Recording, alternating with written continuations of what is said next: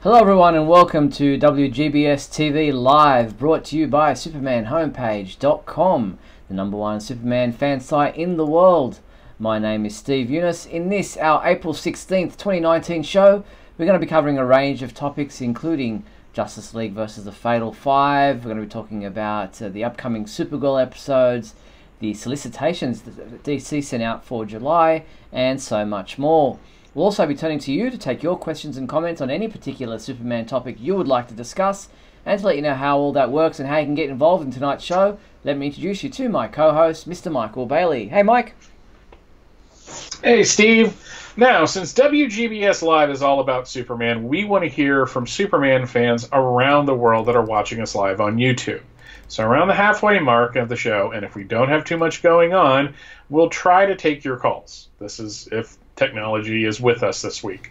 To do this, you are going to need Skype. You can get on Skype, find Superman homepage. There should be some handy directions right here, and message us that you'd like to join us. Wait for us to reply. That's an important one, and we'll try to get you on the show. Now, if we do get you on the show, please turn off any kind of extraneous, speakers or whatever, because, we are on a delay. Indeed, and as you can see, I am in Metropolis, Illinois tonight, just standing right in front of the Superman statue, just, kind of hanging out, me and Superman, which probably doesn't make sense because it would probably be nighttime there at the moment. Yeah, it's about 9:32 there. I think that's an hour behind where I am right now. Okay. So I should darken the background, make it look like it's nighttime. It's okay. It's time travel. That's all right. That's really important. That's it, 100%. So how have you been, Mike? What's been happening for you this week? Just busy at work as usual. But I managed to read the latest issue of Superman, and I've been binging over the last week or so the first season of the Young Justice cartoon, because I like being on top of these things. I want to be there, as they happen.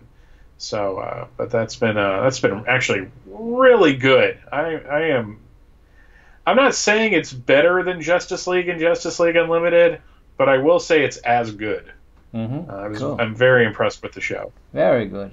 Brad in the comments is asking why we're not on Facebook anymore for the live show. Well, it's been quite a few months now that we've been doing it exclusively on YouTube, just because it's just a better system and access to a larger subscriber base. So the notifications do go up on Facebook as far as the fact that WGBS TV is on this week, but it's not set up as an event or anything like that. So you just need to, as he is, Brad, subscribe to our YouTube channel, click on the bell, and you'll receive a notification whenever we go live. And obviously, there's a countdown on the website as well. There's everything going on there. So we post updates on Twitter, letting you know that the show's about to go live, and then when it is live. So there's lots of alerts and notifications going on to let you know that the show is happening and when it's on. Yeah, we seem to get about as many people in the comments now, but it seems like we're getting new people. Which is always good, and the comments can get lively. They really can. It's kind of fun to watch. Plus, it also saves me having to re-upload it to YouTube if we start it on YouTube, which I was having to do in the past. Yeah,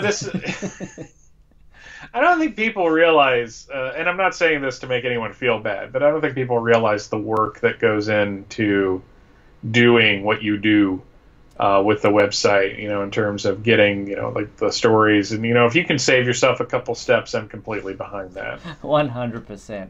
All right, well, let's start with today's topics. And in movie news, the animated movie Justice League versus the Fatal Five is out today on Blu-ray. It's already been released digitally. And as you just discovered, it's also available on the DC Universe app, the streaming service. So it's ready to go. Go watch it. No, not after the show. Well, they're both kind of like online videos, right. So I guess they can watch it eventually.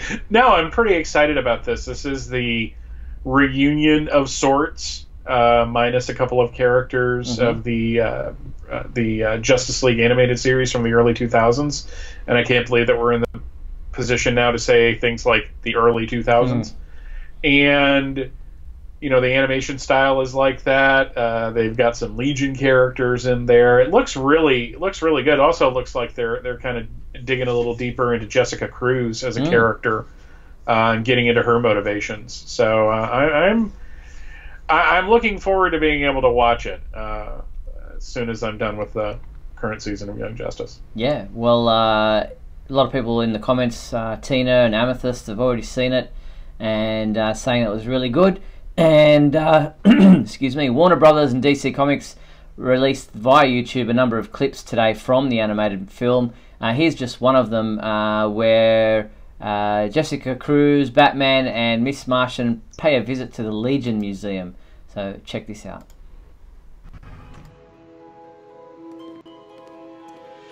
Welcome to the Legion Museum, chronicling the post-scarcity utopia ushered in by the Legion of Superheroes. Young people from across the stars, dedicated to defending the principles and ideals of the United Planets. Look. Starboy. They're teenagers. All of them. It's like your worst nightmare.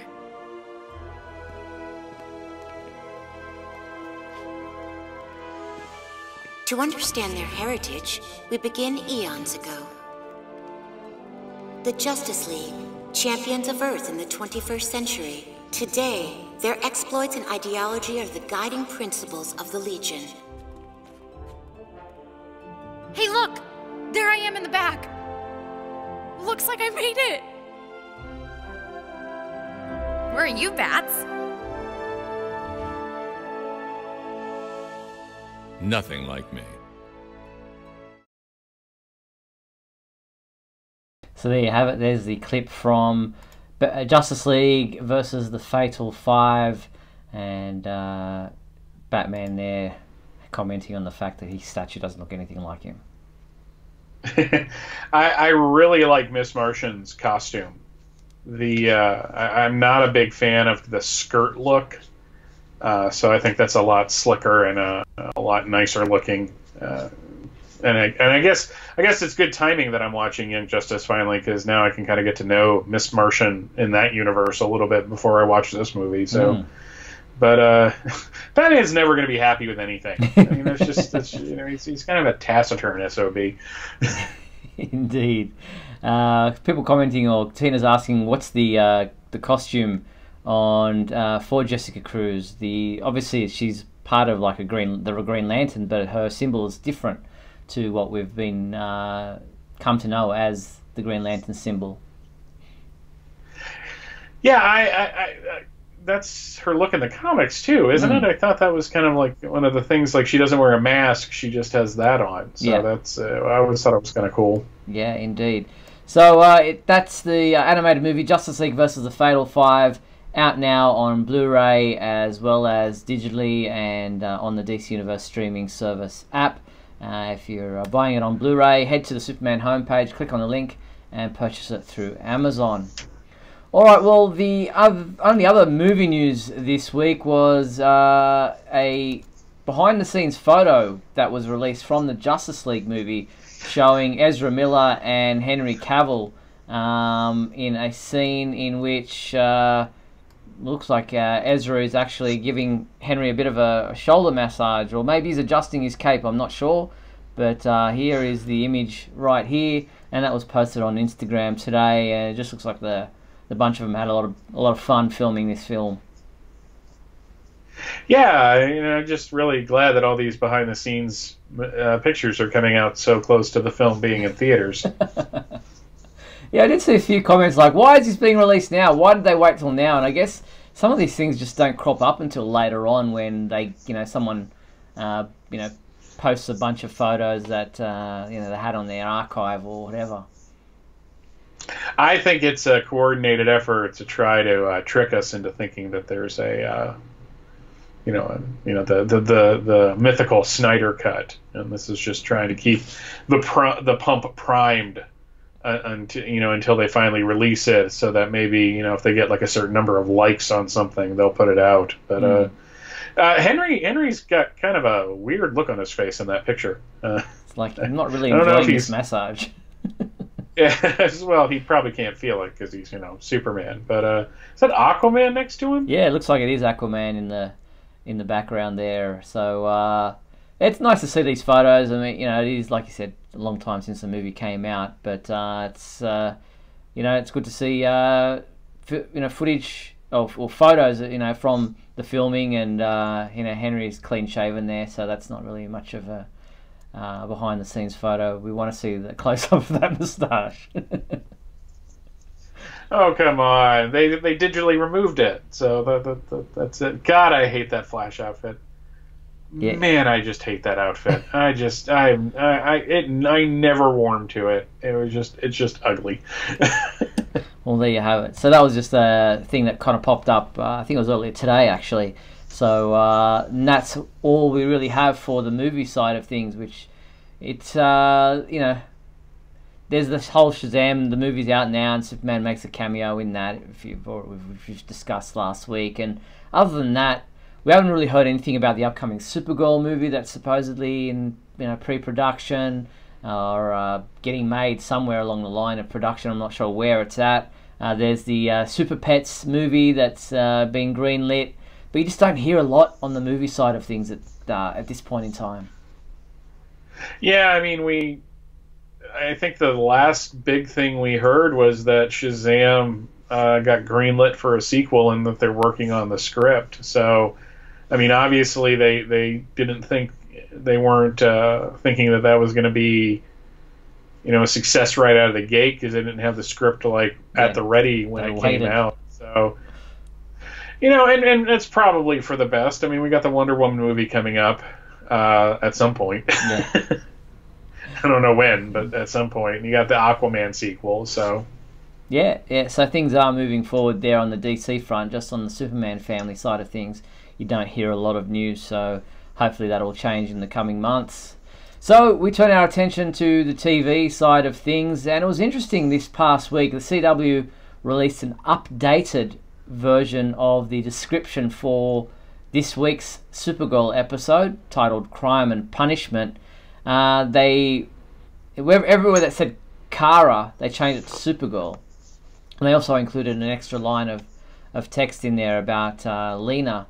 But the description now reads, Supergirl and Lena head to Stryker's Island to search for clues on how to defeat Lex. At the prison, Supergirl tries to befriend a nosy prisoner, Steve, who may have insight into what Lex was doing, but he and all the prisoners regard her as a traitor to the country and refuse to talk to her. Lena realizes Lex left behind clues for her, and deciphering them could be the key to his whereabouts. Meanwhile, Kelly encourages James to talk to someone about his PTSD, and Alex faces off against Ben Lockwood after he storms the DEO and acquires some powerful weapons to hunt Supergirl. There you have it. I'm hoping by Alex confronts Ben Lockwood, that really means that Alex is going to kick him in the face repeatedly, and all that. No, it's really funny. I've been pretty high on this season as compared to the last one, but it's just gotten better and better in the last leg of it, and maybe it's because I'm not saying that they got I was about to say they got the social commentary out of their system. Obviously, it's still part of it, but it seems like they're really now kind of focusing on the action and the characters instead of trying to say something. Maybe they're trying to find a better balance with that. But I'm looking forward to this episode. Yes, because it's weird. It's been a couple weeks. I realized the last 2 Sundays I haven't watched Supergirl, and yet on Monday morning I wake up feeling like my review is late. That guilt of having a review done and not ready yet. But we have had a couple of weeks off for Supergirl, but it does return this Sunday there in the US and this Monday here in Australia, and the episode is titled Crime and Punishment, and it is the 18th episode of season 4, so we're coming close to the season finale. Yeah, I'm kind of looking forward to that. Mainly, I'm kind of, I'm looking forward to seeing how things wrap up. But later this year, we're gonna have Crisis on Infinite Earths on the small screen. So that's kind of exciting too. And I believe the episode of The Flash that just aired there has a bit of a kind of a tidbit that kind of gives you a taste of the crisis, upcoming Crisis on Infinite Earth. So if you're watching The Flash, keep an eye out for that. Or if you missed it, rewatch it and see what it kind of, hints towards that upcoming crossover. Now I have to watch the entire season of Flash, because I'm not going to probably understand anything else in the episode at this point in the season. So there you have it. That's Crime and Punishment. And then after that, we have another new episode of Supergirl, episode 19 of season 4. And it is titled American Dreamer. And we do have a description for that as well. It reads, as Kara doggedly works as a reporter to clear Supergirl's name, Dreamer picks up the slack as National City's protector, which leads to a showdown with Ben Lockwood. James takes drastic measures to relieve his PTSD. That's ominous. Yeah, well, it obviously is a thread that they're following up with James that has been kind of leading towards that with his reactions to being shot and noises and things setting him off. So he's obviously suffering pretty severely with that, stress from that event. Yeah, I'm kind of glad they're dealing with that too, because too often they just kind of move on with things. Yeah, exactly. Like that. Yeah, it would be something that would be very confronting, having been shot, nearly died, and then brought back to life. It would be pretty life-changing experience, pun intended. But that is episode 19 of season 4. It will be on the following Sunday, so April 28th. So look forward to that. What is there, 21 or 22 episodes this year in a season? I don't really know offhand. Usually it's 22. Yeah. I think last year it was like 23. So pretty sure we're heading towards the end, and by the end, the middle of May, we'll probably have everything kind of resolved. Mm-hmm. So that's the area of Supergirl on TV. We've pretty much covered that. It's been a couple of weeks, as we said, since we saw an episode of Supergirl, so we're looking forward to having more new episodes hit our TV screens this weekend.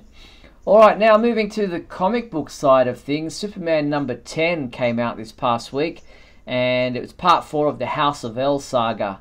And I know you've read it, and this basically gave us more of the background story of John out in space, having been kidnapped by the crime syndicate, and this time he's escapes and is able to, his mother, a version of his mother from the crime syndicate confronts him, wants to kill him, is chasing him down, and finally Jor-El. I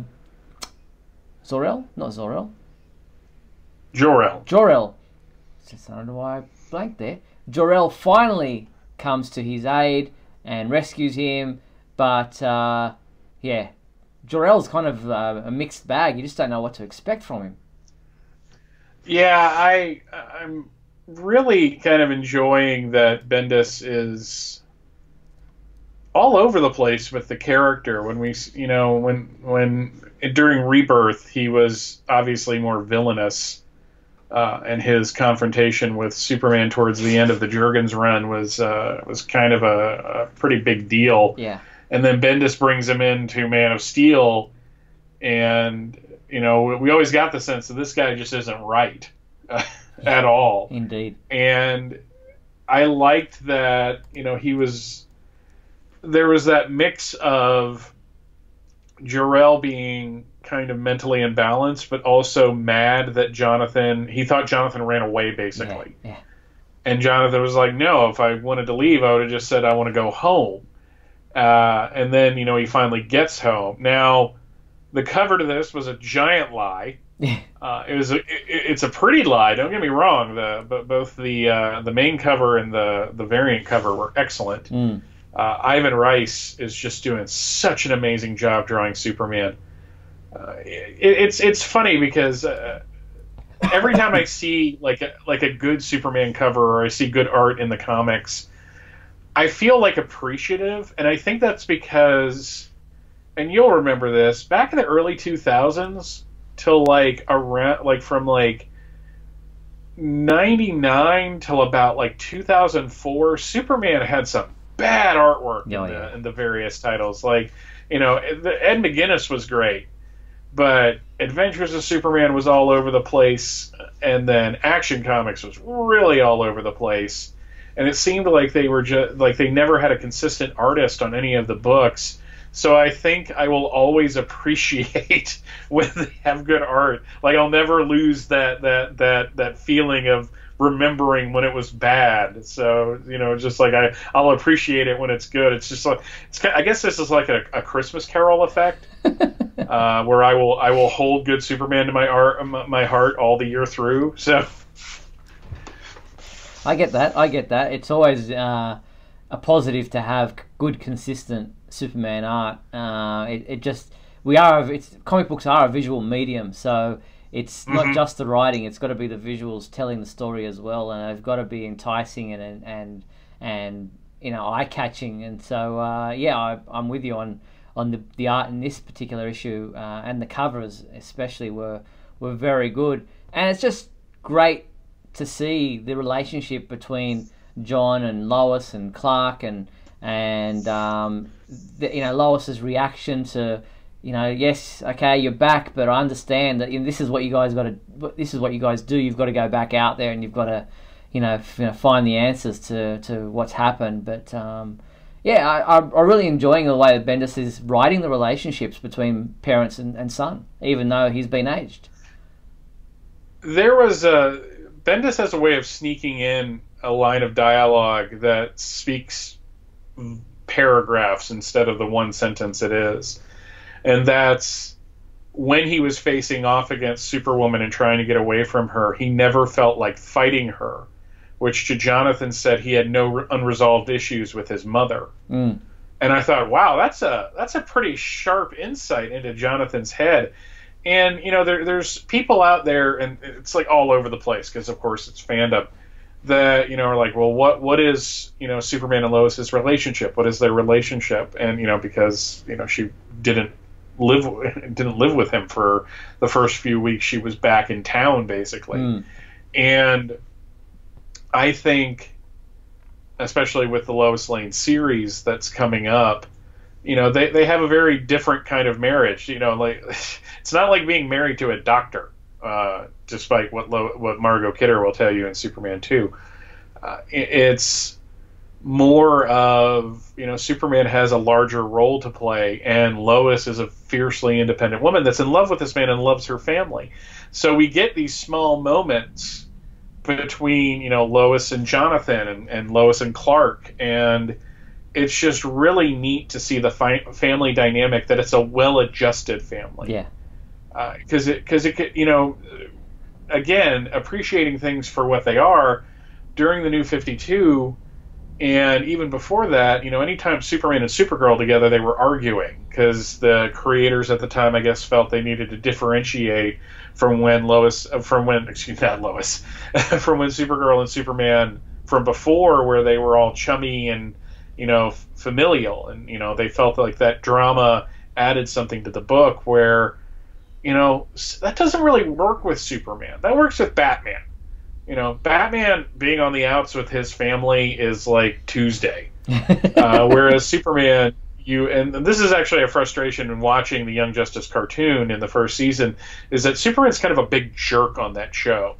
And it's kind of hard to watch. So now that, you know, we're seeing this, and we're seeing, you know, him and Jonathan together and getting along and going off together as father and son superheroes, it's just like, this is kind of what I want. And it's and the thing that makes me laugh the most, as I keep on talking, is that this completely flies in the face of the New 52 thinking that we have to de-age the character. That the only way we're going to make Superman relevant and popular is if we have him be young and like edgy. And it's just like, no, we want to see, you know, older Superman, dad Superman, because I think to a lot of people, Superman is kind of a father figure. How many people from the George Reeves era said, like he was like their dad? Yeah. So I think this is the key to why the character is a little more popular and doing a little better these days, is because he is what he is supposed to be. Exactly. Well put. So yeah, it is that that figure that you look up to, that you're inspired by, not necessarily that you relate to on the same level. So I'm enjoying what Bendis is doing with the character. And you mentioned the upcoming Lois Lane book. The DC Comics released their July 2019 solicitations this past week, and there's a lot going on in there. It's just July is going to be a busy month.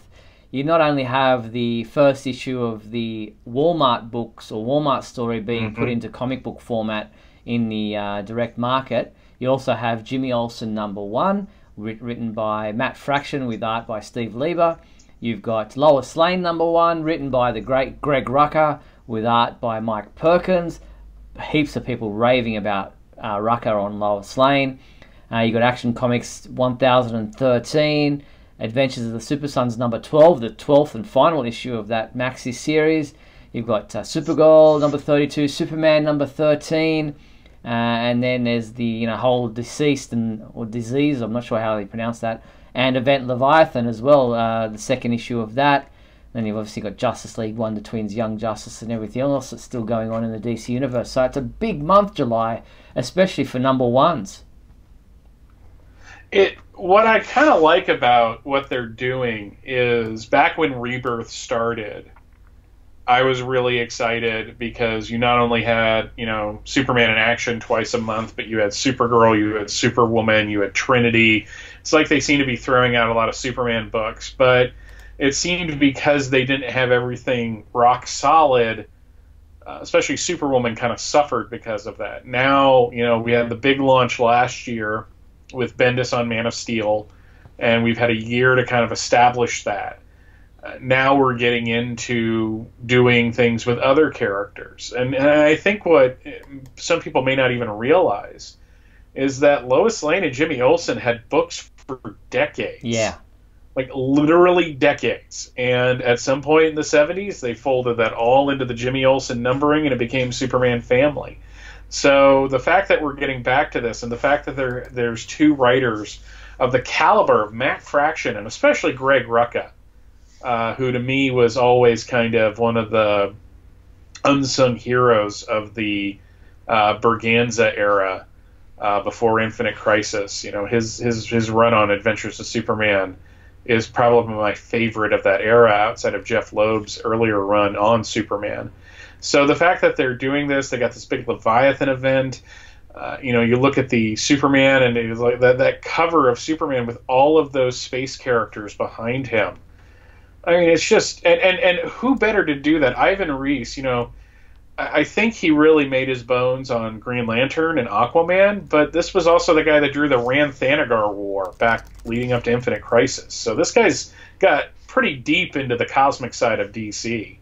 So it's just, man, I'm just, no pun intended, I am super excited for this summer. I think it's going to be a great summer for Superman comics. Yeah, indeed. Well, let's have a look at the descriptions that they've put in for some of these books, starting with Action Comics number 1013. It reads, Metropolis is in total lockdown, and while everyone is busy dealing with the impossible threat of Leviathan's complete takeover, a mysterious anti-hero called Thorn has decided to wreak havoc on the Invisible Empire.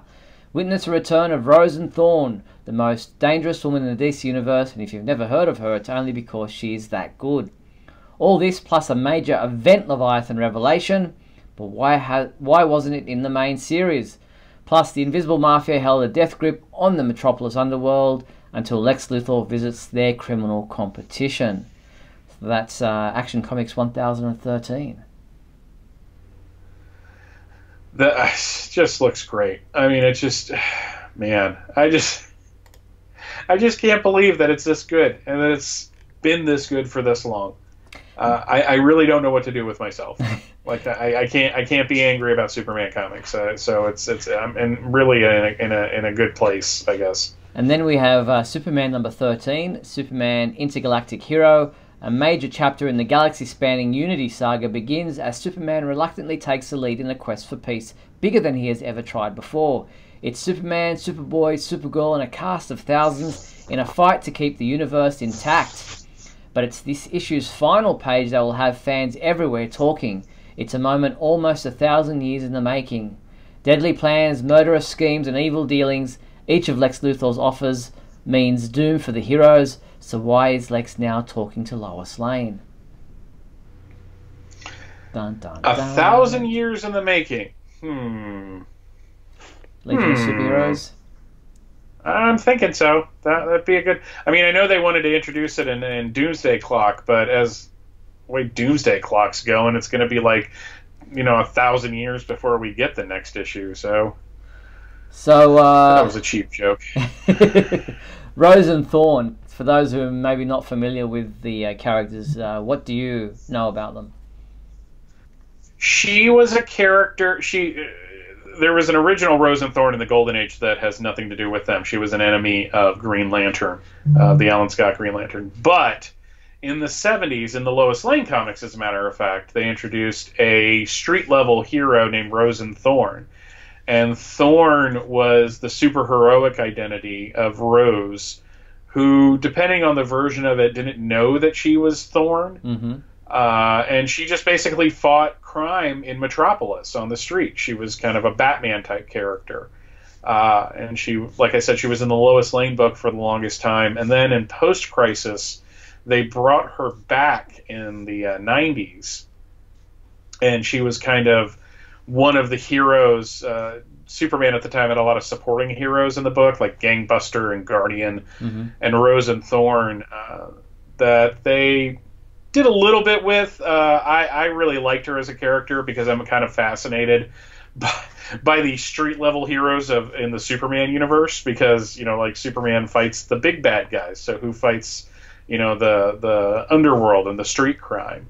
And if I'm correct, Gail Simone wrote a Rosen Thorn miniseries in the early 2000s as well. So her coming into this makes perfect sense, and I'm super excited for that to be coming up. Cool. All right, well, we're at the halfway point of tonight's show. We're going to take a quick break, and then we're going to come back and talk about the Lois Lane and Jimmy Olsen comics that were also part of these July solicitations. So we're back right after these messages. Look,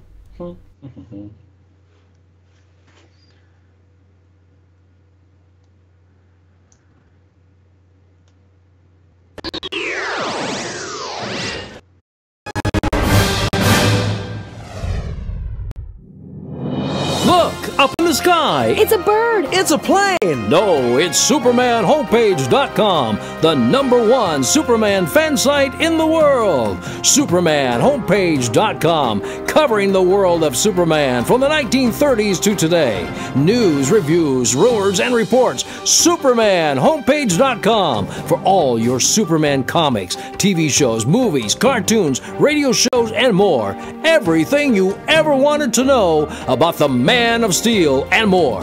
SupermanHomepage.com. Thanks, Superman Homepage, for all the support over the years. I really appreciate it. I'm Matt Bomer, the voice of Superman in Superman Unbound, and this is the Superman Homepage. Right here on Superman Homepage.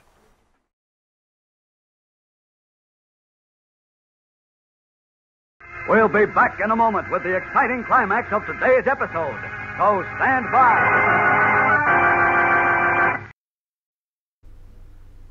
Well, fellows and girls, what I have to say will only take a few seconds, but I hope it sticks with you for a long time. It's about cleanliness, being clean in mind as well as in body. Now, believe me when I tell you that a clean mind in a clean body is important to success and happiness in life. For instance, in school, in your social life, and later when you grow up in your business contacts, the quality of the clothes you wear is never as important as the condition of them. In other words, it's never as important to be expensively dressed as it is to be neat and clean. Being neat and clean always leaves a good impression. And a good impression is important to success. Well, the same thing is true of a clean mind. So begin now to develop the habit of being clean in mind and body. think clean, and keep clean. Lack of cleanliness is usually a sign of carelessness, and carelessness indicates laziness. Remember always that carelessness and laziness lead to failure. Start now to prepare for success by thinking clean and being clean.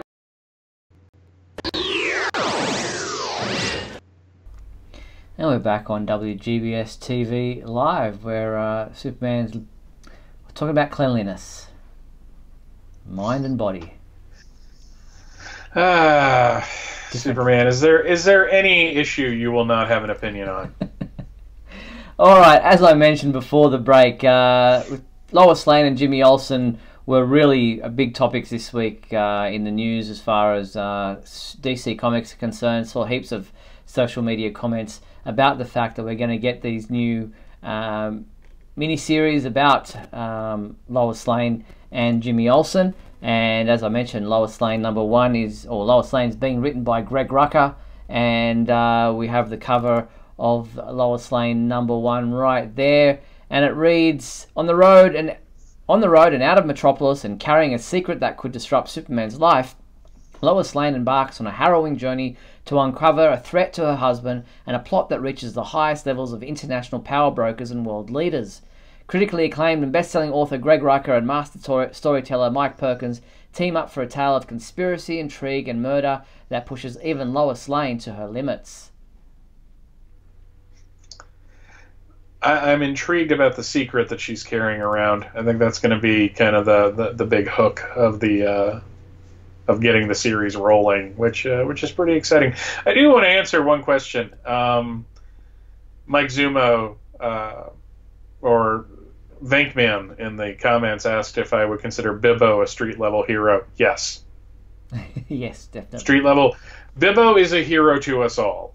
I just feel the need to sing his praises. So, but no, that's a really slick-looking cover too. Which, the main one or the variant with Lois in the pen? The Lois and the newspaper with the symbol kind of burned into it. That's pretty slick looking. I like that. Yeah. Well, the LA Times had a chat with Greg Rucka about the Lois Lane book, and he said Lois is often described as fearless, but that's a mistake because it implies that nothing frightens her. There's plenty that frightens her. The difference is that it never stops her. She was like that before Superman entered her life, and so she remains. Good point. Yeah, I mean, the problem with Lois is that for decades she was played as kind of like just this woman that was constantly trying to prove that Clark Kent was Superman so he'd marry her. Right. And, I think it was only really in the 70s and especially in the 80s and 90s where you really got into her as a reporter and who she was. And I think the mistake people make with her is sometimes they make her so overbearing that she's unlikable, which is, a legitimate take on the character. But, I think Rucka is one of those writers that has always had a good handle on who she was. Yeah. And what her thinking is. And I like that idea. I like that she's afraid, but it doesn't stop her from doing her job. And that's what would this is the woman that attracted Superman. And Superman's, like a farm boy at heart, I won't argue that point. But, this is, you've got to be pretty spectacular to catch his eye. And there's got to be something about her that just appeals to him, and I can see that kind of fearlessness and that tenaciousness. I mean, it's kind of what I look for in a wife. So yeah, indeed. Now, interestingly, Venkman says, look, it's Carmen Sandiego, and that was the exact same kind of reaction I had to that particular cover, and it's that that's the vibe I got. And that's fine. I mean, that's legit. I mean, she is going all around the world. I don't know the lyrics to the theme song enough to really quote that, so that joke's going nowhere, folks. But no, I kind of like the idea of her kind of being all over the place. It's just it does something with her. And again, she was one of those characters in the new that I think really suffered in the New 52 Yeah. by not having anything to do. Mm-hmm. Then we look across to the Jimmy Olsen #1, and that reads, "Wait, we're getting ahead of ourselves. Jimmy Olsen lives. Superman's best friend and Daily Planet photographer." Oh, sorry. Start again. Jimmy Olsen must die. There's a sentence in there before that. Jimmy Olsen must die. Wait, we're getting ahead of ourselves. Jimmy Olsen lives. Superman's best friend and Daily Planet photographer Jimmy Olsen tours the bizarre underbelly of the DC Universe in this new miniseries featuring death, destruction, giant turtles, and more. It's a century-spanning whirlwind of weird that starts in Metropolis and ends in Gotham City. And then we'll kill Jimmy. Again, here's a character. I think Jimmy actually did better in the New 52 than Lois did. Because at least, they tried to make him Clark's friend. And then eventually kind of brought him in on the secret. But I like the idea that they're taking these characters that are usually, secondary characters, and they're actually making them viable in a contemporary audience. Like, Jimmy's series could get silly, wacky. I know there are people who love the Jimmy Olsen books from the 50s and the 60s. And God love you for loving them, but they could get really silly. So how do you do that? So how do you take that character and do him in a contemporary era? You do him like this. So it's going to be interesting. I know these are mini-series, so they're not like true ongoings. Yeah. But still, that's kind of a neat idea that they've got Superman on such a good level publishing-wise that they're doing a Lois and Jimmy comic. They're giving them both miniseries. And we've got a comment by Mike saying, "Are those the many faces of Jimmy all around him?" Well, yeah, you got Turtle Boy on the right. You've got different ones all around there. They all appear to be Jimmy Olsen. So yes, I guess it's indicative of the many adventures that he's had. Now, I totally legit want them to do a werewolf story, but that's down the road. Yeah. I don't want them to kind of lead with that. But I'd be all for that. Yeah, indeed. So heaps to look forward to in July when these books come out. But we've got plenty of comic books between then and now, and we really look forward to those. But as far as the Jimmy Olsen book is concerned, Matt Fraction told the LA Times, Jimmy's videos are basically the only thing keeping the lights on at the planet anymore. They have to let him keep doing this thing because it's the only thing that pays the bills, but it's also really expensive because they keep having to rebuild Metropolis after any messes he causes. So that sounds like a really interesting book. And as you say, Jimmy Olsen's stories can get pretty bizarre. And speaking of bizarre, there was that comic book when him and Bizarro went on that road trip a couple of years back. That was very comical. Yeah, that during the DCU phase that lasted, all of like 3 minutes, I believe. It didn't go very well, but that's okay. Yeah, so looking forward to that. And there's also Year of the Villain is coming up. It's the #1 issue is only 25 cents, and it will put the spotlight on the evildoers of the DC universe. And I'm guessing Lex Luthor will be front and center of that, and there are going to be like tie-in books. There's July's Year of the Villain, The Offer, August Year of the Villain, Dark Gift, September Year of the Villain, Evil Unleashed, and October Year of the Villain, Doom Rising. So there's a lot to look forward to as far as the focus on the DC Universe villains are concerned. Year of the Villain, cashing in now. Year of the Villain, we need a new. We need to keep the lights on at DC Comics. I'm just assuming that's it. I don't know. It's just you got the Year of the Villain. You got this deceased thing. It just you've still got Doomsday Clock and Heroes in Crisis going on. It's like I guess is there like a when Dan DiDio and Jim Lee and Bob Harris are having like an editorial meeting, does Dan DiDio have like a giant one of those what is that called, like an hourglass? Like, okay, the DC universe can be fun. until the sand runs out. And then, and we're just at that point where the sand's run out, so now everything's going to be dark and depressing for a little while. Yeah, it seems like that's the way that they run these guys. But it's written by Scott Snyder and James Tynion IV, and they've been doing great work on the Justice League book. I've been really enjoying the Justice League title of late. And it reads, Lex Luthor has decided once and for all that heroism is a false dream, and for man to ascend to his place in the universe, he must embrace his basest, most evil instincts. But this means making an incredible sacrifice to achieve his goal and gain the support of Perpetua, the first being to be imprisoned within the Source Wall, now freed from the events of Dark Knight's Metal. So Lex is front and center in this. Yeah. It sounds like Underworld Unleashed meets what's another crossover, like Blackest Night meets Forever Evil meets everything else. So yeah, we'll wait and see what happens there and how it ties in with everything, and some nice variant covers that will feature the faces of many of the DC characters and many of the villains. There's one of Brainiac. There's even a Lois Lane one in there.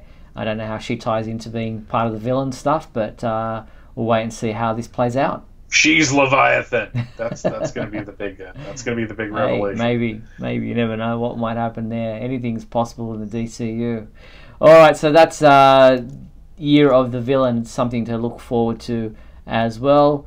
And but looking just a little bit closer to home, this week we have the following comic books coming out for Superman fans that you might want to be picking up. And it's an interesting week because we have only really the one new book, and that is Justice League number 22, which is available in this nice variant cover there, showing the Justice League. But also this week we have Doomsday Clock number 2, final printing. Doomsday Clock number 7, final printing. We have Doomsday Clock number 7, final printing. We have Heroes in Crisis. Every issue of Doomsday Clock except the next one, final printing. Right. Heroes in Crisis number 2, final printing. Heroes in Crisis 3, final printing. Heroes in Crisis 4, final printing.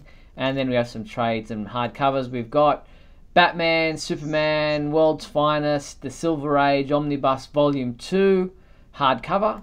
Ooh. And we have Injustice versus Masters of the Universe, hardcover, also out this week. There you have it. I finally unlocked Superman on the Injustice 2 mobile game. I'm kind of excited about this. Mainly now that I can make him my avatar. So I'm working on bulking him up. Injustice versus... You know, they are just never going to have, like, a straight-up meeting of, like, He-Man and the traditional Superman. It's always got to be, like, the New 52 or the Injustice version. You know, that's a little depressing. Yeah. Maybe one day down the track, you never know what might happen. So, yeah, that's true. I'm looking forward to Justice League number 22. As I say, I've been enjoying that title. It's been pretty good. But it's just funny. I've never seen final printings before. They've always had first printing, second printings and third printings, but the fact that they're saying, that's it, we're not doing it anymore, these are the final ones. Well, I guess, you know, I guess it's a good sign that the individual issues are selling out. I'm kind of fascinated in this day and age, though. You know, I know not everybody reads digital comics, but for me, if I miss an issue, I don't really get upset anymore. I don't really, like, you know, feel the need to go to eBay and pay like $3 extra and, you know, whatever is the shipping and getting it, because I know eventually it's going to be on sale on Comixology and I'll get to read it. So it's one of those things where I think that digital comics are never going to replace physical comics, but I think what they present is an opportunity for people who just want to read these things and are not hung up on buying the issues. Having said that, apparently issues are selling enough of these big events that they're going to have, you know, final printings. So there you go. So yeah, it's just so weird. Yeah, I mean, I can just really weird. Understand with the physical copies if they're like a, you know, special kind of cover, a foil cover, or you know, lenticular cover or something like that, and that's, you know, there's only a certain amount of them printed, and so yeah, you want to go out there and pick it up. But if it's just the story and it's not necessarily anything particular about the cover, then yeah, get it digitally if you missed out on the physical copy. Unless you're one of those completists who must have everything in physical form, then more power to your wallet. Yeah, I eventually was able to break free. There was an intervention here at the house. I don't really want to go into it. There was lawyers involved and stuff like that, but I was able to kind of break free of needing all of the variants of the new books. Now I still have all the variants of the 90s stuff, but you know, that's just because they're so cheap. Yeah, and there was a lot of them in the 90s. Mm-hmm. Yeah, there was a that was the gimmick. There was a foil cover, no, like a platinum edition. Excuse me, a platinum edition of both the Worlds Collide special, right, where Icon and Superman met, and there was a platinum edition of Action Comics number 700. So it's just like I discovered these things, and I'm like, well, one, how did I miss these? But yeah, and there's really nothing. There's nothing to them. They just kind of have a shiny nature to them. It's not like the Platinum Superman 75, which was sealed in a bag. So it's just, yeah, it got crazy there for a little while. It did. Now, speaking of things that you'll want to collect, GameStop.com have unveiled their exclusive Pop Heroes Deluxe Jim Lee Collection Superman vinyl figure. Check it out. It's based on, where is the image? Right here. It's based on the cover of Superman 204, back from June 2004, where the Superman is standing with his foot raised, his cape flapping in the breeze atop a Metropolis skyscraper, ready to leap into action. It's a pretty iconic cover, and then they've kind of gone and done it in Funko Pop form. Yeah, I'm going to be looking for this. I think this thing is adorable. I don't go into the Funko Pops like some people do. Like some people, it's like a crack addiction. Like they can't get enough, and they're probably like, you know, rifling through their parents' purses to get it. But man, it's just a sharp looking pop, and it looks. What I do is I like them on my bookshelf, so I put them in front of my trades. And you know, like I'll put like the new 52 one in front of the new 52 trades and stuff like that. So this will look really good on the shelf, because I do take them out of the thing, and it's just really nice to see like an iconic looking Superman, even though it's pop form, and the little stand he's on is just adorable. Yeah, and there's the cover for Superman 204, which it is based on, and you know, there's that, as you said, the base of the, you know, the gargoyle type thing that on the side of the building that he's standing on, and the cape's there flapping in the breeze. So it's an interesting take on that cover. Looks nothing like it when you really come down to it, but it's based on that. Yeah. Yeah, I mean, it's just, and that's kind of the thing with the Pops, is that they don't really look like what they're supposed to be. I'm wondering if Jim Lee gets like a special, like, you know, cut of this, of like a royalty or something, because it's not, you know, strictly speaking, his artwork. No. And they're constantly putting For Tomorrow into new printings. So, you know, must be nice to be co-publisher. Wonder who does those decisions. Hey, Jim Lee. Yeah, like, do you tell like your boss that, no, Jim, I'm sorry, we're not going to do another For Tomorrow? What do you mean I'm fired? What do you mean I have to go look for a new job? It's just amazing when you think of Jim Lee and Jeff Johns probably will never have to worry about royalties, because their stuff is constantly put back into print. Yeah. And they're constantly using ideas for the animated films and such. So, again, must be nice to be co-publisher. Yeah, indeed. Now, this will sell for $24.99 US, and it's available to pre-order now. It will come out on May 30th. So the link is at our website. Click that and use the affiliate link that we have there, so that you'll be able to buy it through GameStop while supporting the Superman homepage at the same time. So no, this will sell. Apparently, we were creeping Mike Zumo out with the Funko Pop. Sorry about that. We took the image off now. All done. It's gone. Never have a look at it again if you don't want to. Alright, well, let's look to a novel that's out at the moment, and I've read it this past week, Superman Dawnbreaker. I really enjoyed this book. It's set in Clark Kent's formative years, growing up in Smallville. He's still in high school. He still really hasn't discovered his alien heritage, but his powers are starting to come into being, and he's starting to kind of work with them and trying to figure out what he's supposed to do. But it's also set to the backdrop of Smallville, dealing with some racism issues that are happening with people of Mexican descent, and it's a really good read. It's one of those books that I found wanting to pick up every time I had the opportunity to read it. I found some time to sit and read it. I would grab the book, and I really enjoyed it. It's really well written. Matt Della Penna has done a great job with it. It is probably a young adult's novel. Probably that's the target market for it. But if you're interested in reading a Superman novel that's pretty easy to read, it's pretty topical, then I'd highly recommend Superman Dawnbreaker by Matt Della Penna. Yeah, I'm looking forward to this, because last year when the first series of these books came out, and it was like Batman and Catwoman, and I think Wonder Woman had one, I was just like, well, I asked myself what I usually ask myself, where's the Superman one? Mm-hmm. And, it's... I have been on record saying I don't need another origin or whatever, but on the other hand, if the story is compelling, then it's going to be interesting. This sounds like what Smallville would be if they did Smallville today. As in, kind of mixing in the social commentary with the coming of age part of it. Yeah, indeed. It does feel like that, very much so. And as I said, it's well written, so it's easy to read. So check that out. Also, something to check out, we had Jace on last week or the week before chatting with us here on this program. He has the Comic Source podcast. He and I sat down for a chat for the Superman Sunday episode that he did this past week, and that MP3 file is available to listen to on our website.